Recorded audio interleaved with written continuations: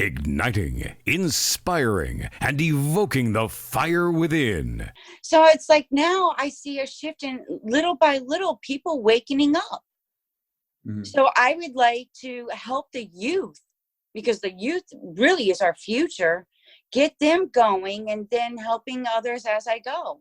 You're listening to the What's Your Inspiration podcast with Fox Beyer. Kimberley Chapman is an intuitive life transformational coach, national speaker, and regional executive director of Public Speakers Association, who enlightens, educates, and empowers human beings to awaken their true, authentic selves. Her goal is to help them understand the true meaning of life and how they are an important part in it.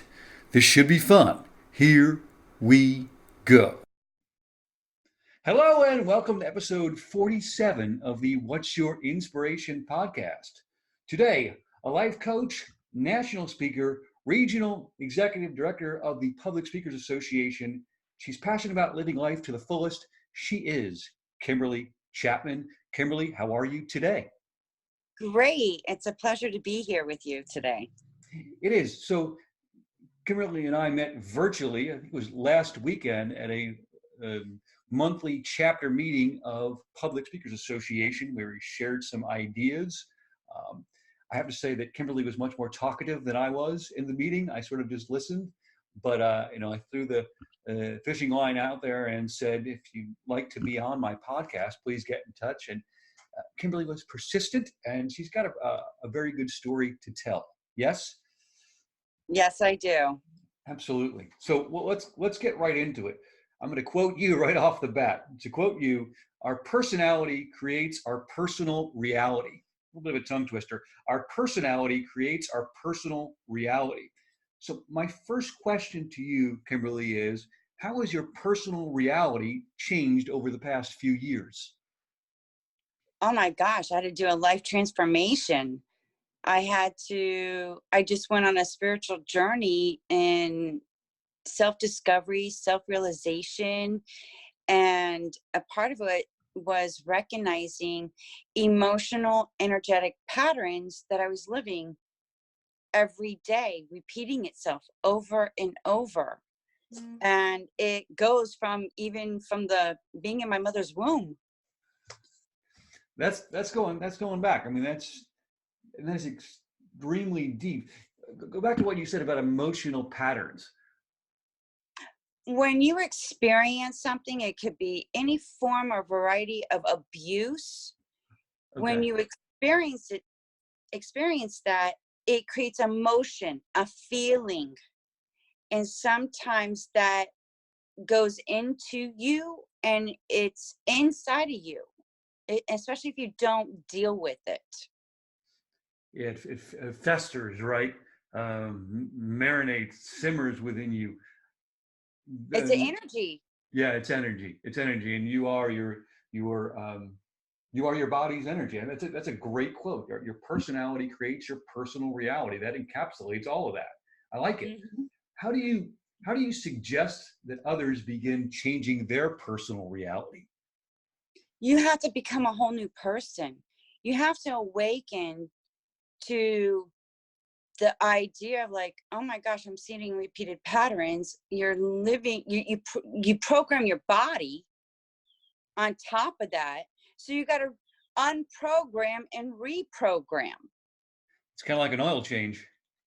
Almost like that. Or you know what? Your computer, your body and your mind is like a computer that you've programmed with like computer software and everything. And now it's got a virus and you need to clean it out. Right. Almost in that aspect. Right. I probably understand that more than oil changes. I'm probably the least mechanical person you've ever met in your life. So I'll go with your analogy. I like that. So in the next, let's say in the coming year, how do you envision yourself helping others change their personal realities? By informing them, educating them, letting them know, hey, stop and think for a minute. Right. Just take a pause. We are all running around here like robots being programmed. And it just like when you come into like being programmed from the womb, and then you come into this earth and you're getting more programming to the point where everyone's like a robot. Yeah, right. So generic. Yes. So it's like now I see a shift in little by little people wakening up. Mhm. So I would like to help the youth, because the youth really is our future, get them going, and then helping others as I go. What do you see as the biggest problem with the youth in terms of programming? This has been going on for centuries. Hmm. And they're getting the, you know, the crappy side of it. And they want to see a difference deep down, just like, decades that, like back in the 60s, the peace, love, and happiness, they tried to make a difference. And then they succumbed to, the programming because they gave up, Right. Hmm. Sold you out know? or Yeah, so it's like a repeated cycle. So now it's like, now that I've awakened and there's a few other people awakening, it's like we got to join together and unite and help make an impact, help make a difference. And it has to start with the youth. We got to help the youth. you can hear the passion in your voice through all of this. I mean, it's I met you like a week ago, but you in that time you've never spoken without passion, and I appreciate it very much. Well, I feel like I'm on a mission. This has to be done because when is it ever going to change? We Right. have to change it. You can definitely hear it in your voice that you've been called to do this, and you're destined to impact some lives. How have what kinds of things, workshops have you done to help spread your message? Little by little, it actually started one-on-one, giving free advice, giving free insight. Then I became a licensed massage therapist. So I was doing a little bit of coaching on top of that. But then I realized that these people just want instant gratification. They just want instant relief, but they're not dealing with the true root of their issue. Right, right, right. And that's There's where I got so frustrated and struggled. I'm like, why am I wasting my time and energy on someone that's not going to heed to good wisdom based on knowledge and experience that I have gained, mm-hmm. Especially the experiences that I've had. But there is someone waiting for answers. And if I have the answers, oh my gosh, what a difference it can make for somebody. Yes, yes, you have those tools. Kimberly, have you ever read the book The Last Lecture? No, but it sounds familiar. Dr. Randy Pausch. I mean, he's writing this book while he's battling cancer, and he writes the story in the book of about a girlfriend that he had that was in stress because she was in debt, and she resolved initially to take yoga classes to reduce the stress. And he said to her, "Well, you're not getting to the root of the problem. The root of the problem is that you're in debt. Why don't you get a part-time job so you could pay off the debt and therefore be less stressful?" And I hear a lot of that with you, getting to really the root of the problem, not the disease rather than the symptoms. Is that accurate? It's somewhat, yes. I see where you're going, and there is a similarity to that. But then I'm going to ask this question: what formed her stress? Now, stress is the number one addiction that we have here in this world, and it causes a chemical in our bodies that the more you do it, because we're not created to live in stress 24/7. No.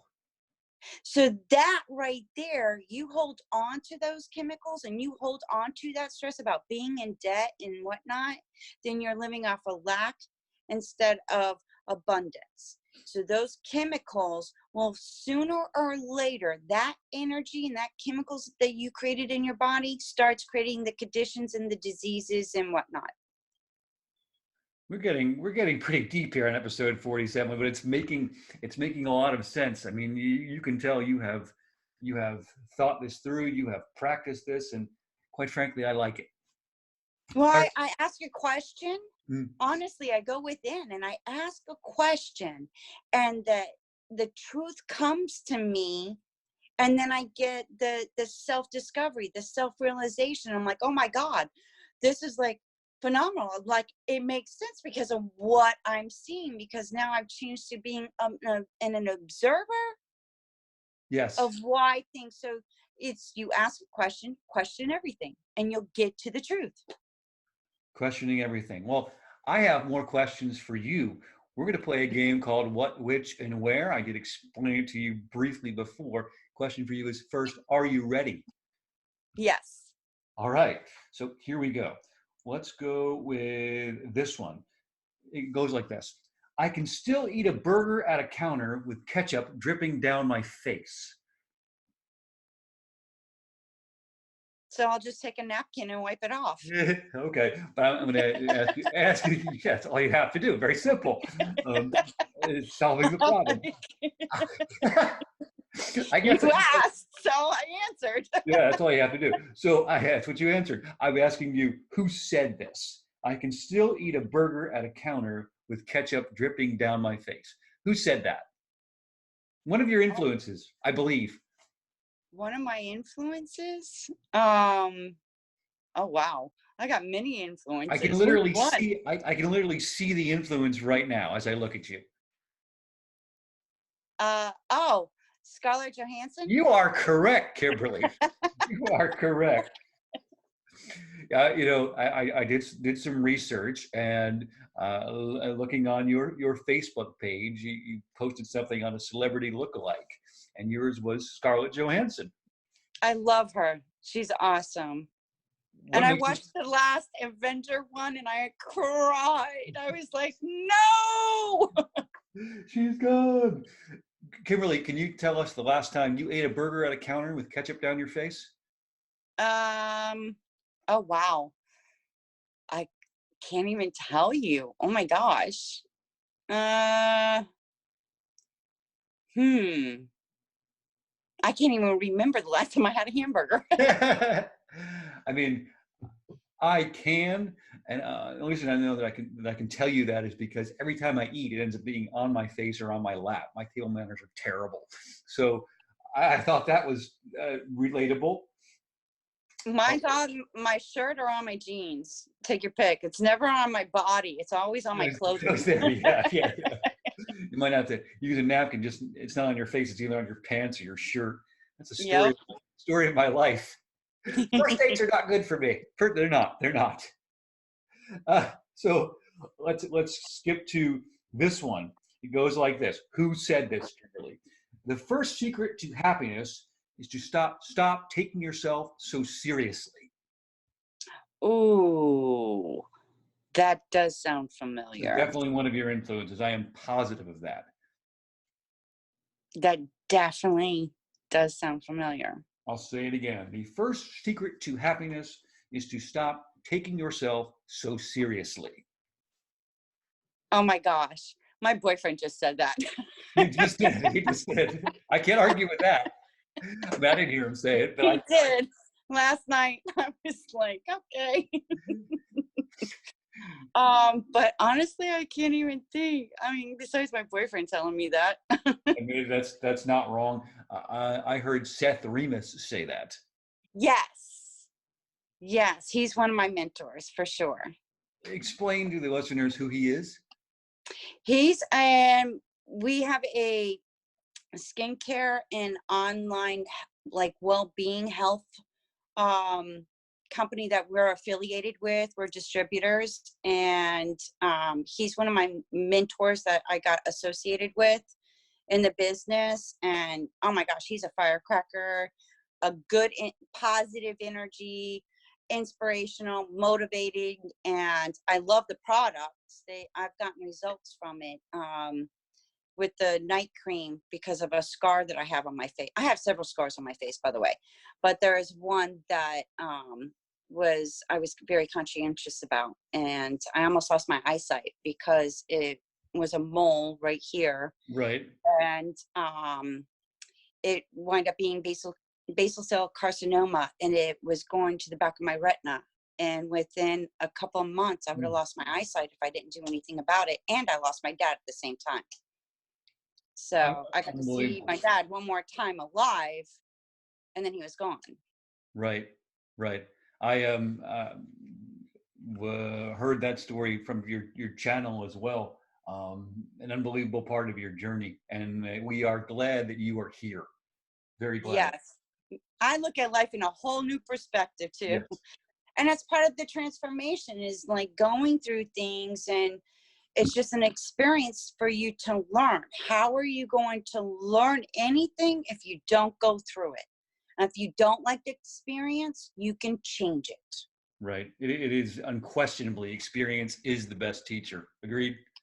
Yes, There's absolutely. just no question about it. Kimberly, I got to give you 2 for 2 in what, which, and where. I can't argue with the fact that your boyfriend didn't tell you that this morning and stop taking yourself so seriously. So congratulations. You were 2 for 2 in what, which, and where. Thank you. You're most welcome. So in closing here a little bit, we know all heroes don't wear a cape, but if you had an opportunity to take a 2-hour car ride with one of the following 2 people, who would it be and why? Would it be Scarlett Johansson or would it be Seth Remus? Oh, wow. Seth Remus. Why? He has a business entrepreneur mindset, and he's so creative and so innovative and excitement. I like being around those kind of people. So I would love just to pick his brain for a few hours and enjoy some good sushi. Oh, how about that? So he's a fan of sushi? Yes. Okay. I did not know that. Obviously you are. Yes. Well, I saw him at a bar, a sushi bar, and I was like, "Oh, that looks good," in California. Okay, that'd be one way to get his attention, or take Oh, him somewhere yes. to get him to talk. Feed him Yes. sushi. See? Sushi. Not hamburgers, sushi. Yep. Excellent, excellent. Kimberly, I always ask this question. I have been in the last bunch of episodes. What advice do you have for people who feel like they have hit rock bottom? Do not give up. It's okay.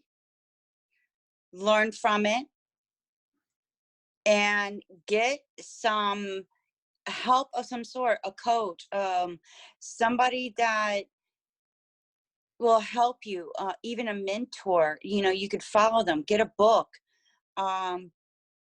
just have like a self-realization. It's not the end, it's just a beginning, because your old self is trying to tell you, hey, enough is enough. Picture yourself, if you're at rock bottom, then stop and look. What kind of future do you want? Who do you look like in your future? What is your future doing? How does your future feel? And if you could just stop for a moment and think about that and get that emotion, that feeling, and hold on to that vision of what your future self looks like, then things will start changing. But it's a process.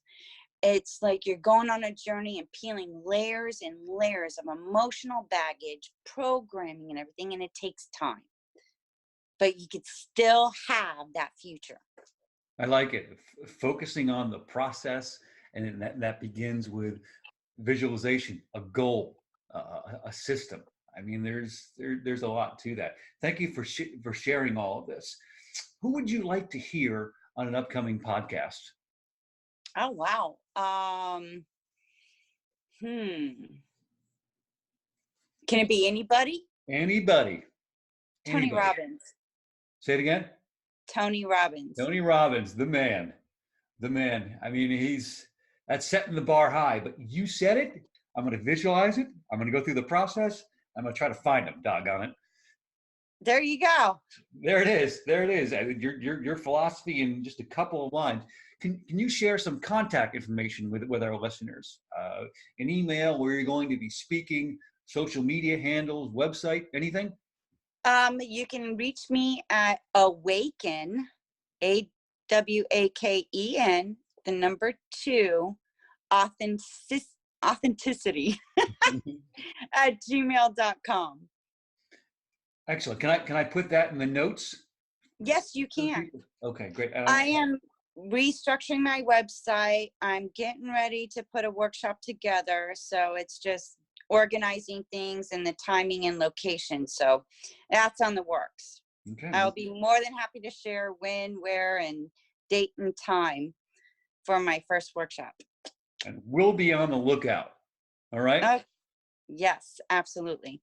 Kimberly, this has been a blast. And that will wrap up episode 47 of the What's Your Inspiration podcast. Kimberly and I will talk to you all later. Take good care. You have been listening to the What's Your Inspiration podcast with Fox Beyer, because impact on each other is the greatest currency you could ever have.